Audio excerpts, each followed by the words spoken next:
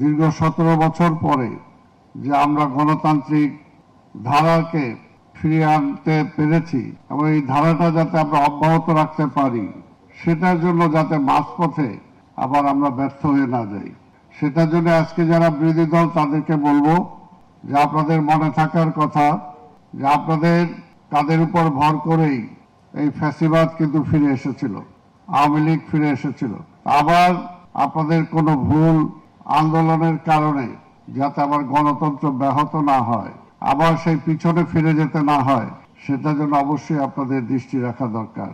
আর গণতন্ত্র কখনো 1 মাসে, 1 বছর বা 6 বছরে প্রতিষ্ঠিত হয় না। গণতন্ত্র একটা চলমান প্রক্রিয়া। এবার গণতন্ত্রে ফিরে আসার যে সুযোগ হয়েছে আমাদের, ধাপে ধাপে যেটাকে অবশ্যই আমাদেরকে সামনের দিকে নিয়ে যেতে হবে। আমরা যেমনি আমাদের নেত্রী বেগম খালেদা জিয়ার নেতৃত্বে গণতন্ত্রে উত্তরণের পথে আমরা নির্বাচনটা যাতে তত্ত্বাবধায়ক সরকার অধীনে হয়, সেটা কিন্তু বেগম খালেদা জিয়া পাশ করেছিলেন। কিন্তু সেটা আবার যখন আওয়ামী লীগ বা শেখ হাসিনা তার দলীয় ব্যানারে নির্বাচনের ব্যবস্থা করেছেন, তখনই কিন্তু গণতন্ত্রটা আবার ব্যাহত হয়েছে। কাজে এবার আস্তে আস্তে সহ্য করেন, ধৈর্য ধরেন। ধৈর্য ধরলে একটার পর একটা স্টেপ আসবে, আর একবারই সবকিছু হয়ে যাবে না। তা সেটার জন্য সময় লাগবে।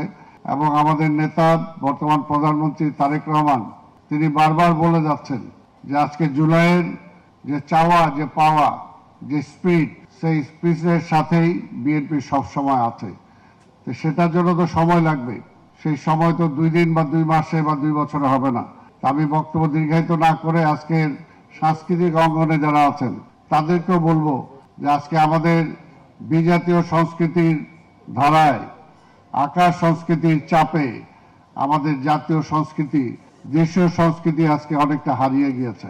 গত 17 বছরে শিক্ষা, সাহিত্য, সংস্কৃতি এগুলোর উপর যেভাবে আক্রমণ হয়েছিল, তার একটাই কারণ, যদি কোনো দেশের বা কোনো জাতির সংস্কৃতি বা শিক্ষাকে শেষ করে দেওয়া যায়, তাহলে সেই জাতিটাকে শেষ করে দেওয়া যায়। কাজে আমাদেরকে বুঝতে হবে যে সেই আক্রমণের মুখে আজকে আমরা কোথায় আছি, আমাদের সংস্কৃতিটা কোথায় আছে।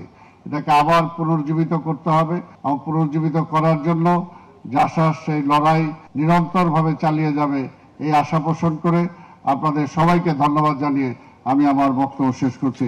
খোদা হাফেজ। বাংলাদেশ জিন্দাবাদ।